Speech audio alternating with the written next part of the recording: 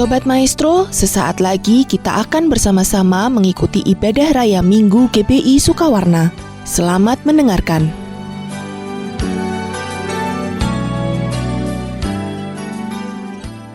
Bapak Ibu Saudara, mari kita bersatu dalam doa.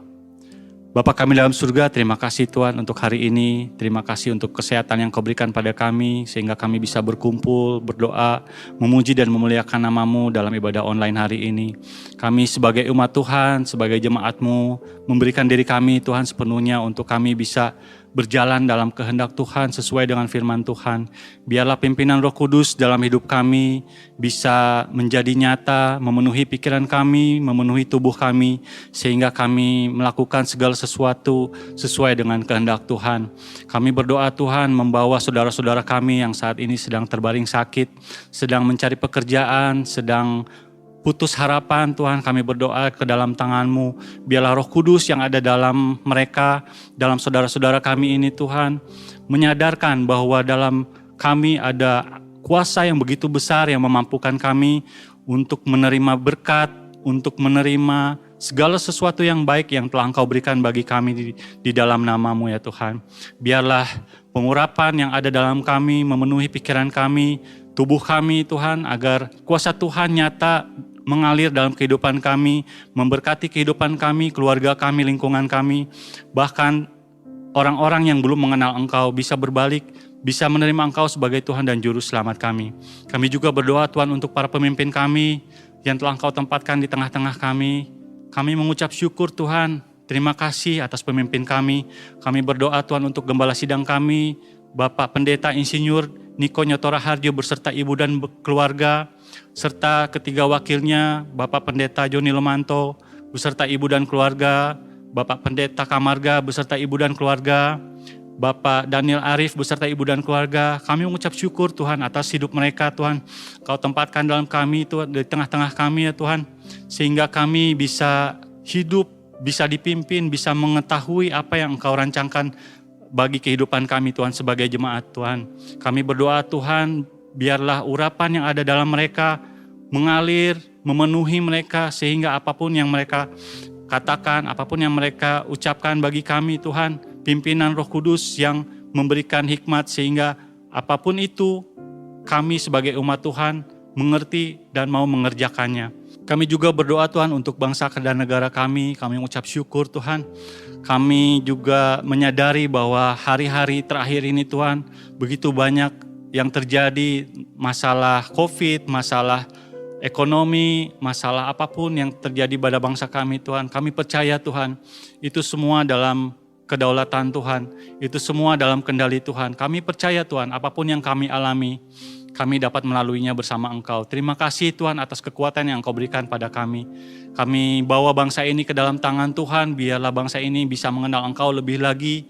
Dan kami mau bawa pemimpin bangsa kami ini, Bapak Presiden Joko Widodo, Wakil Presiden Bapak Ma'ruf Amin, beserta para menteri dan jajaran pemerintahan dari pusat sampai daerah. Kami mengucap syukur Tuhan bahwa Engkau menetapkan mereka untuk memimpin bangsa kami ini Tuhan. Berikan hikmat, berikan roh takut akan Tuhan, berikan kuasa-Mu atas mereka Tuhan, dan berikan rencana-Mu Tuhan atas bangsa kami melalui mereka Tuhan. Biarlah apapun yang mereka putuskan, apapun yang mereka rancangkan sesuai dengan kehendak Tuhan, sehingga membawa bangsa kami ini menuju kepada suatu sukacita dan suatu pengenalan akan Tuhan yang luar biasa. Terima kasih Tuhan, kami serahkan bangsa ini ke dalam tangan Tuhan.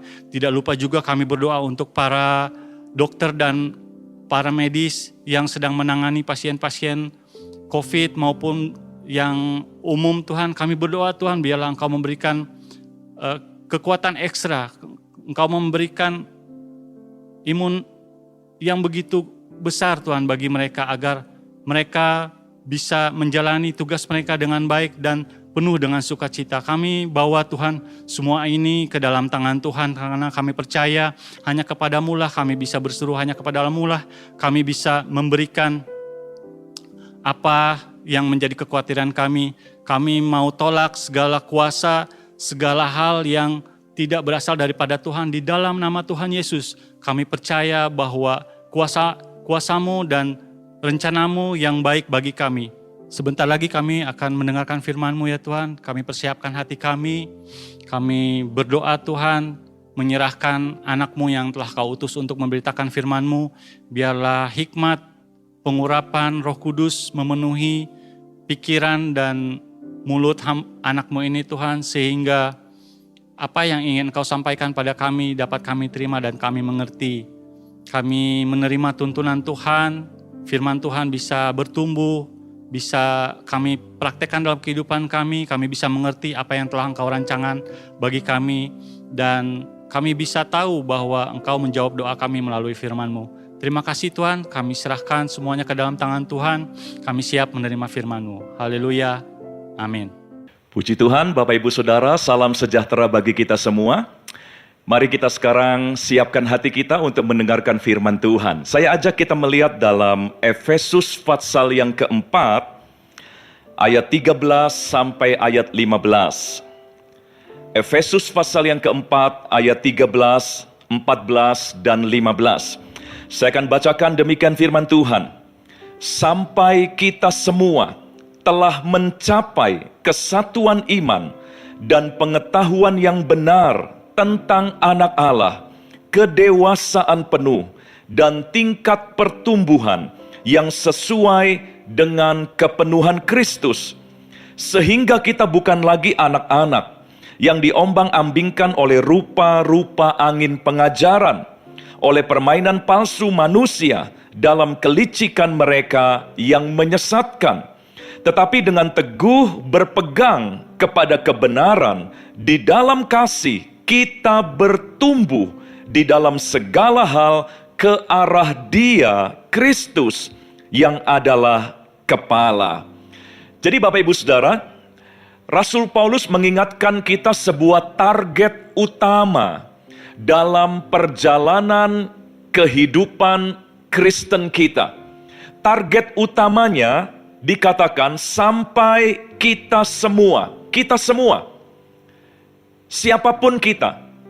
Ini bukan target hanya untuk para hamba Tuhan.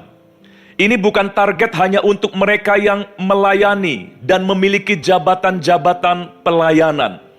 Tetapi Paulus berkata sampai kita semua, termasuk jemaat, ya pria dan wanita, tua dan muda, kita semua mencapai kesatuan iman. Ini target kita. Lalu pengetahuan yang benar tentang anak Allah, kedewasaan penuh, dan tingkat pertumbuhan yang sesuai dengan kepenuhan Kristus. Nah, kita semua harus mencapai target ini. Intinya, kalau saya rangkumkan, target utama kita selama kita hidup di dunia sebagai orang Kristen adalah kita harus mencapai tingkat kedewasaan penuh, yang akhirnya kita menjadi serupa dengan Dia, Kristus, yang adalah kepala. Nah, masih disayangkan, masih banyak kita semua orang Kristen, kita punya target, tapi tidak seperti itu target kita. Ada banyak orang Kristen ikut Tuhan targetnya hanya ingin kaya. Ada banyak orang Kristen ikut Tuhan targetnya hanya ingin bahagia, nyaman, punya ini dan punya itu. Kalau target kita hanya di situ saja, apa bedanya dengan orang dunia, Bapak Ibu Saudara? Bukankah semua itu dicari oleh orang-orang dunia juga? Bukankah semua itu juga menjadi target utama dari orang-orang yang tidak mengenal Tuhan? Semua orang ingin nyaman, bahagia, sukses, kaya, memiliki banyak hal yang baik dalam hidupnya.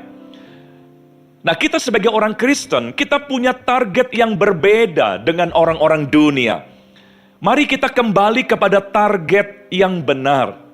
Segala daya, upaya, dan semua energi rohani yang kita kerahkan adalah untuk membawa kita mencapai target tingkat pertumbuhan yang sesuai dengan kepenuhan Kristus. Ingat Bapak Ibu, dosa dalam bahasa Yunaninya adalah hamartia. Hamartia artinya meleset dari target atau miss the target, miss the mark. Jadi dosa bukan soal membunuh, berzina, mencuri, korupsi, dan sebagainya.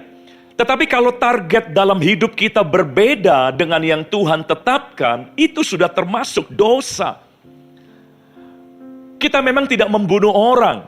Kita memang tidak melakukan hal-hal yang imoralitas.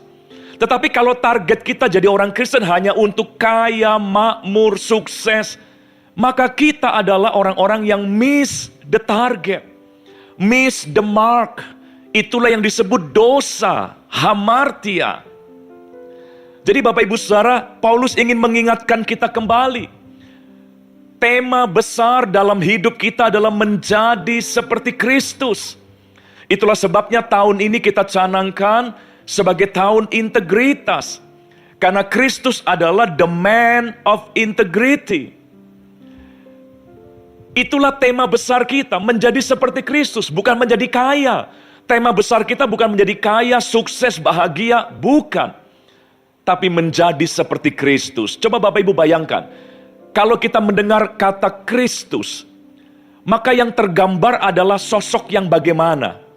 Apakah ketika kita mendengar kata Kristus, langsung terbayang seorang yang kaya, punya istana, punya emas perak, sukses, dan sebagainya? Saya rasa tidak. Kristus adalah gambaran seorang yang taat, murah hati, penuh kasih, setia, rela berkorban, bahkan sampai mati di kayu salib. Jadi Kristus adalah figur yang berbicara tentang karakter yang baik. Begitu kita mendengar kata Kristus, langsung terbayang satu sosok yang karakternya indah. Bukan satu sosok yang kekayaannya banyak. Bukan satu sosok yang punya harta berlimpah-limpah. Tidak. Nah, tema besar, tema utama kita dalam hidup ini adalah menjadi Kristus, menjadi orang-orang yang berkarakter. Setelah Tuhan menyelamatkan kita, maka selama kita di bumi, tujuan utama kita adalah kita bertumbuh, diubahkan terus-menerus sampai akhirnya menjadi seperti Kristus.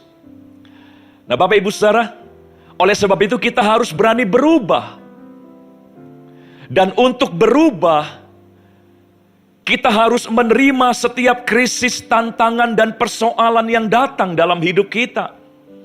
Persoalan dan krisis serta tantangan, problematika kehidupan, itu adalah salah satu sarana yang memaksa banyak orang mau gak mau berubah.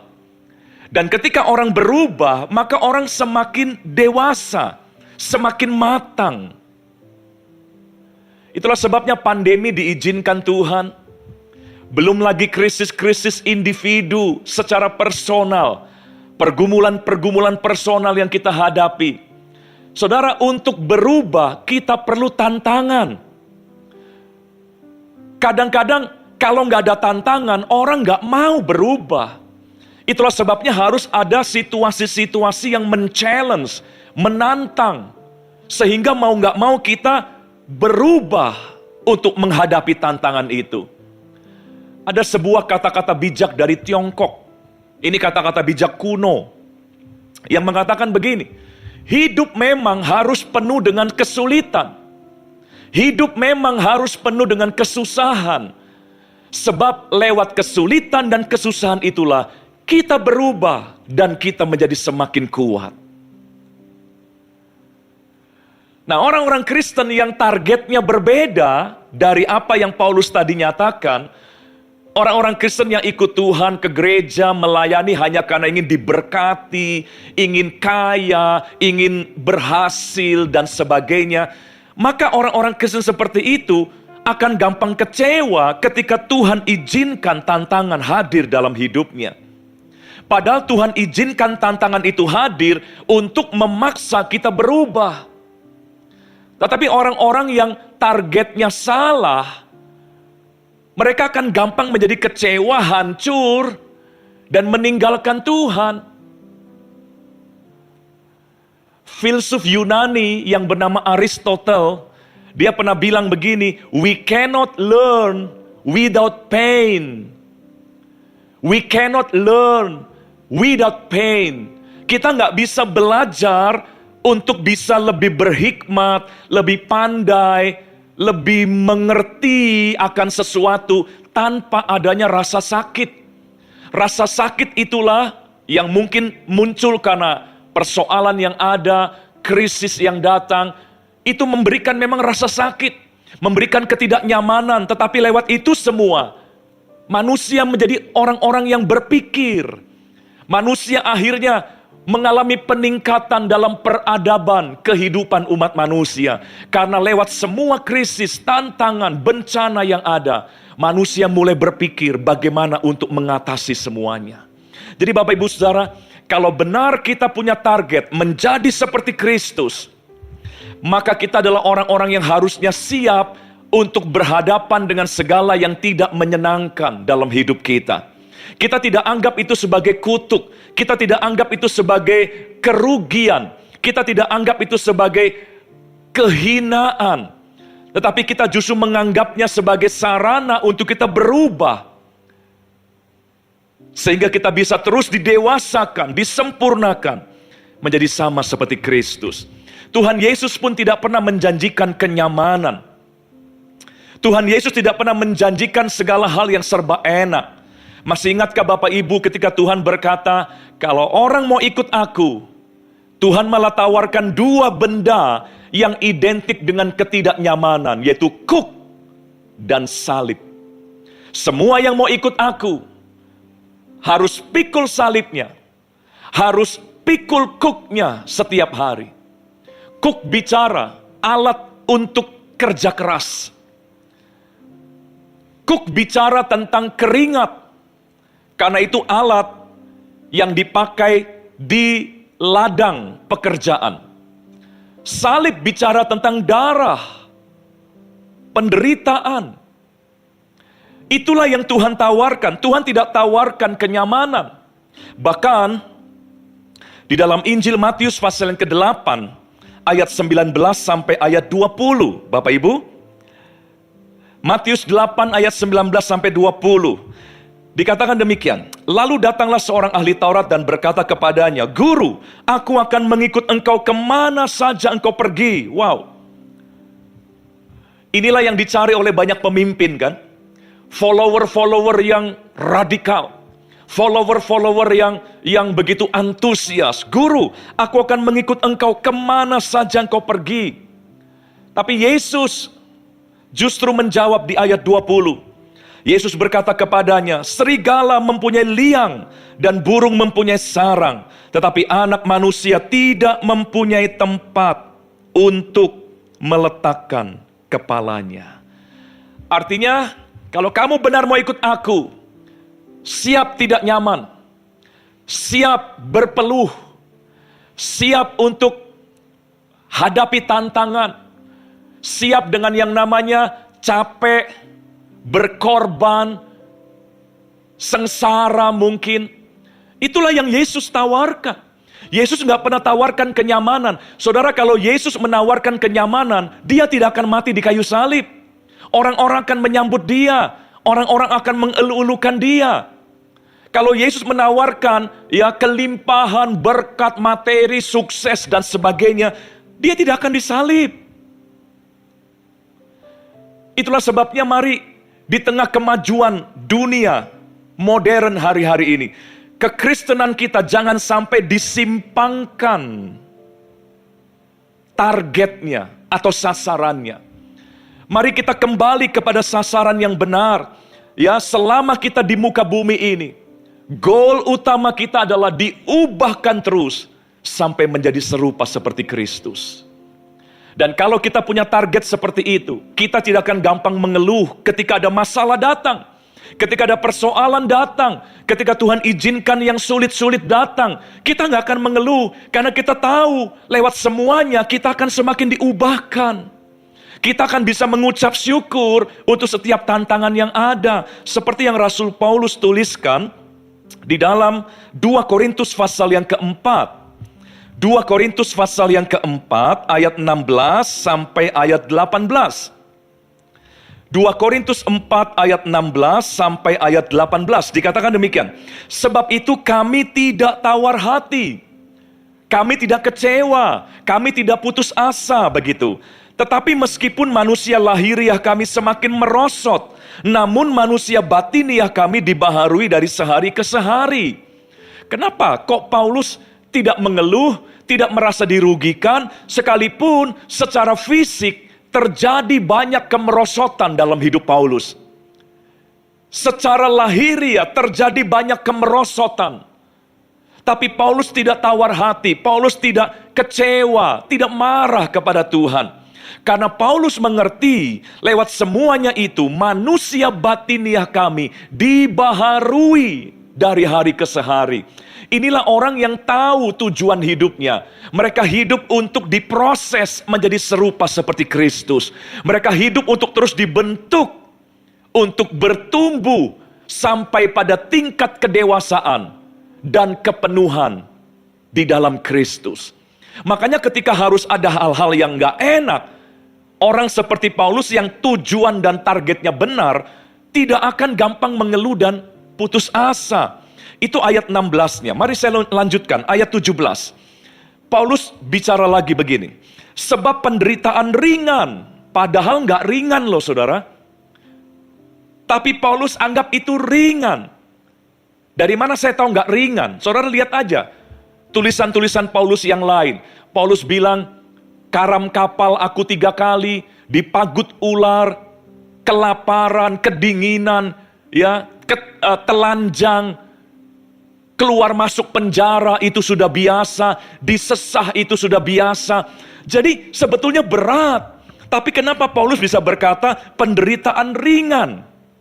Yang sekarang ini mengerjakan bagi kami kemuliaan kekal yang melebihi segala-galanya, jauh lebih besar daripada penderitaan kami.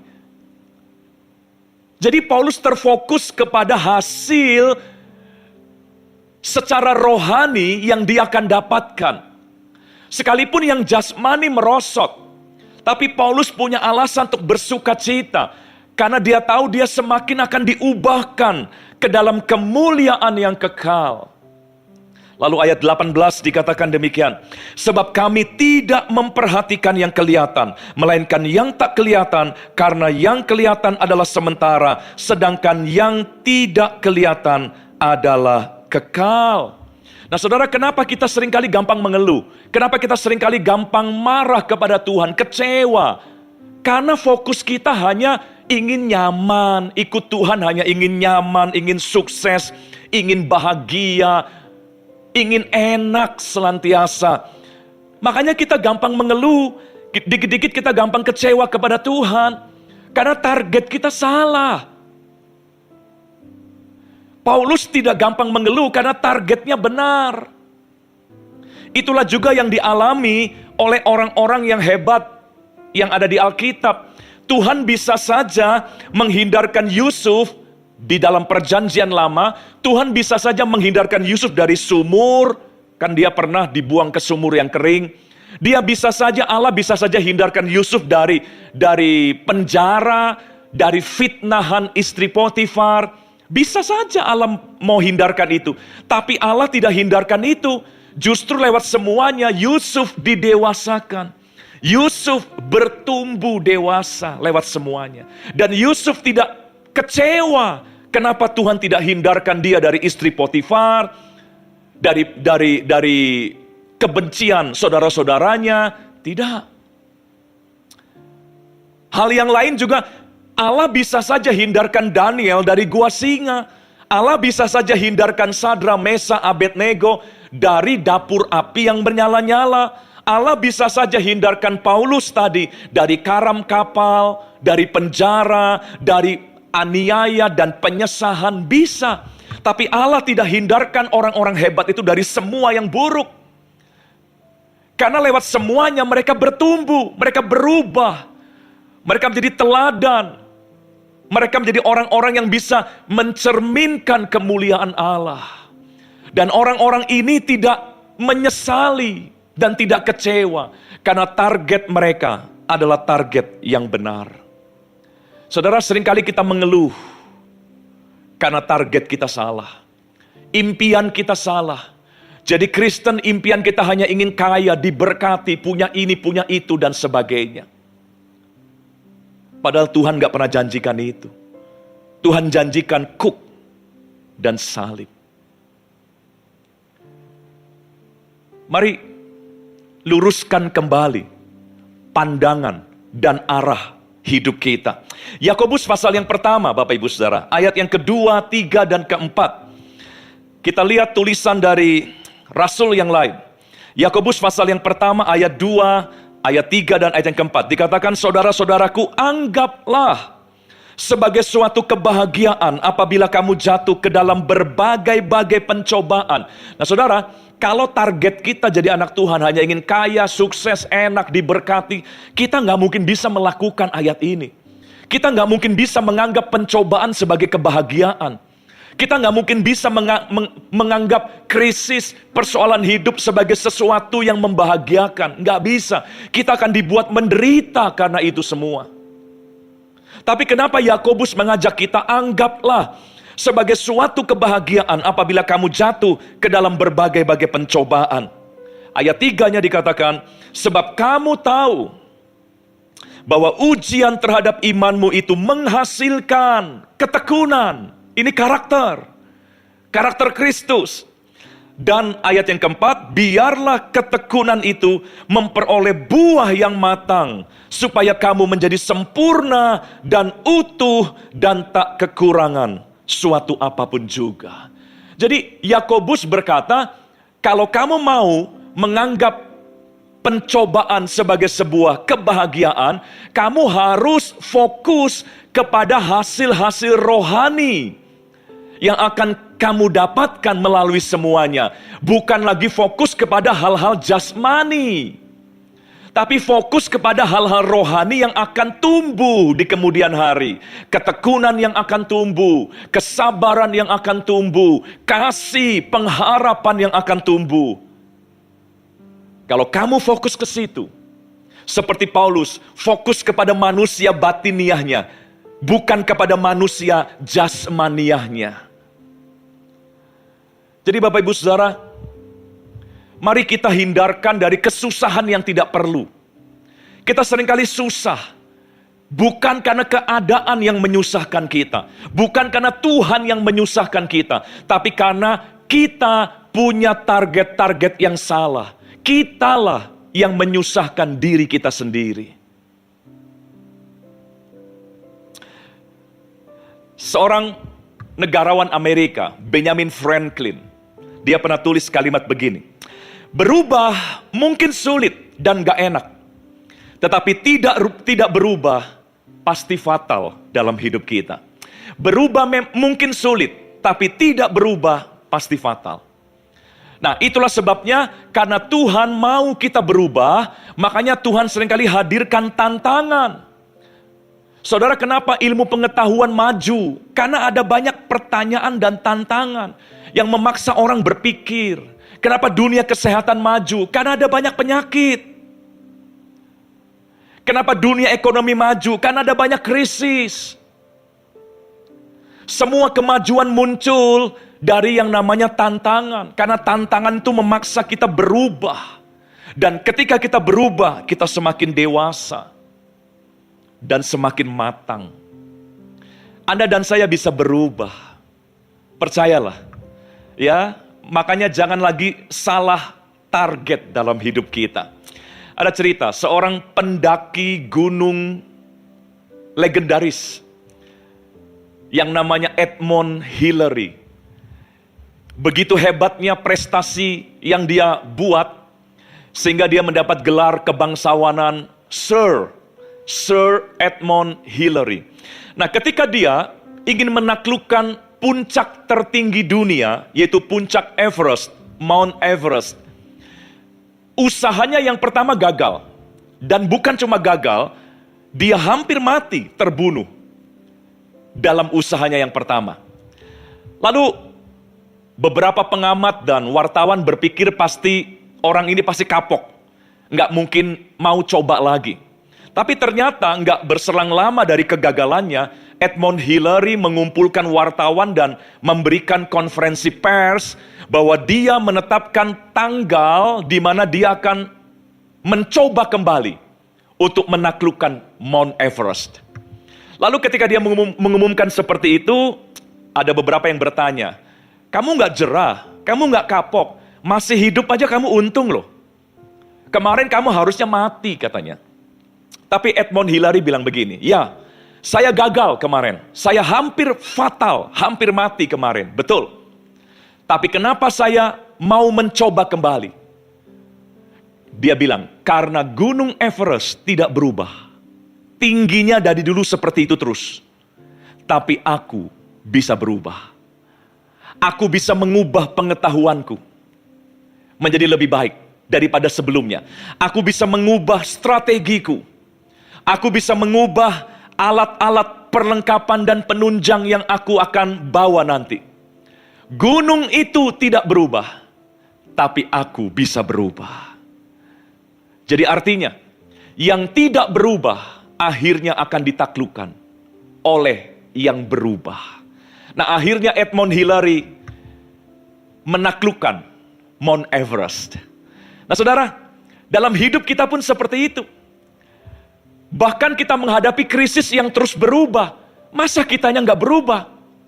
Kita menghadapi serangan-serangan iblis yang terus berubah. Kita menghadapi tantangan-tantangan yang terus berubah. Masa kitanya nggak berubah? Yang tidak berubah akhirnya akan ditaklukkan. Kalau kita nggak pernah mau berubah, kita stuck. Sementara iblis terus berubah dengan semua strategi dan caranya, maka yang tidak berubah satu saat akan ditaklukkan. Mari kita berubah, Bapak Ibu. Ya, mari kita berubah. Dan untuk berubah, kita harus menyambut setiap tantangan yang ada. Kita jangan kecewa, jangan larut dalam keputusasaan. Kita sambut tantangan yang ada, yang menjadi alasan untuk kita berubah. Dan perubahan kita hanya ke arah Dia, Kristus, yang adalah kepala. Ayat terakhir yang saya ingin bagikan, dalam 1 Korintus 3 ayat yang ke-6. 1 Korintus 3 ayat yang ke-6. Dikatakan demikian, aku menanam, Apolos menyiram. Aku itu Paulus. Jadi Paulus menanam, Apolos menyiram, tetapi Allah yang memberi pertumbuhan. Jadi pertumbuhan itu kolaborasi antara kita, dalam hal ini Paulus dan Apolos, manusia yang sama dengan kita, dan pihak Allah yang akan menumbuhkan. Bagian kita apa? Menanam. Aku, kata Paulus, aku menanam, Apolos menyiram. Jadi mari, bagian kita adalah kita tanam kerinduan, benih kerinduan, kemauan, kerelaan untuk bertumbuh. Kita menanam, waktu ditanam memang hanya berupa benih. Ya, kecil. Kelihatannya nggak terlalu penting. Ya, tanam kerinduan, tanam kerelaan, tanam kehausan untuk bertumbuh. Nanti Tuhan akan kirim orang lain, Apolos akan menyiram. Tuhan akan kirim acara, sarana, program untuk menyiram kerinduan yang kita tanam. Dan pada akhirnya Allah lah yang menumbuhkannya. Pertumbuhan rohani, kedewasaan rohani tidak datang secara mujizat, tiba-tiba langsung ada. Tidak. Anda harus rajin setiap hari menanam kerinduan. Saya mau bertumbuh hari ini. Saya mau lebih baik dibanding hari kemarin. Saya mau lebih dewasa. Tanam benih-benih kerinduan. Nanti Tuhan akan pakai pihak lain untuk menyirami benih itu. Dan pada akhirnya Allah lah yang akan menumbuhkannya. Selamat bertumbuh di dalam Tuhan, Bapak Ibu Saudara. Ke arah Dia, Kristus yang adalah kepala. Tuhan memberkati kita semua. Mari kita berdoa. Tuhan, materaikan firman-Mu dalam hati kami semua. Dan biarlah setiap kami tidak lagi alergi, tidak lagi gampang kecewa dengan semua tantangan yang ada. Dan biarlah kami tidak lagi hanya memasang target hanya untuk diberkati, menjadi kaya, sukses, dan sebagainya. Tapi biarlah kami punya target yang benar, menjadi seperti Kristus. Selama kami di bumi ini, biarlah kami menjadi seperti Kristus. Memberkati setiap umat-Mu dimanapun mereka berada. Dalam nama Tuhan Yesus, kami berdoa. Haleluya. Mari, angkat tangan saudara.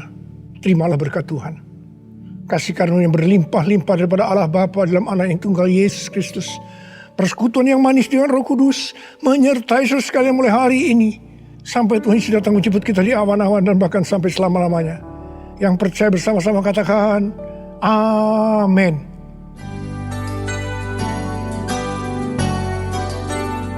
Sobat Maestro, Anda baru saja mengikuti ibadah raya Minggu GBI Sukawarna. Terima kasih atas kebersamaan Anda. Selamat hari Minggu dan Tuhan Yesus memberkati.